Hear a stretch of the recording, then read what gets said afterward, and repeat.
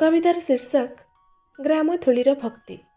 तेबे चलंत ना मो स्वकंठरू शुणिबा। दूर आकाशर दिग्बलय तुमे मुझे ग्राम पथ थूली, तुमरी पादर परस पाइबा अटे मोर शेष अली। अली मोर पूर्ण हेउ कि न हेउ, तिले मात्र दुख नाही, तब दर्शने एमिति निजको हजाउथिबे तमुही। दुनियार सबु रीतिनीति देखे सहे सबुरी पय आघात, प्रभु सेही सहिबार जंत्रणा भितरे तुमे संजीवनी मंत्र।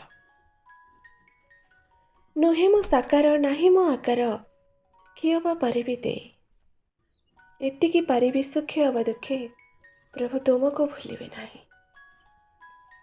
होई पारे सारा विश्व पाई मुझे उपहास्य, एई मो क्षुद्र प्रेरणा मध्ये तुमे पुरियछ सहस्र।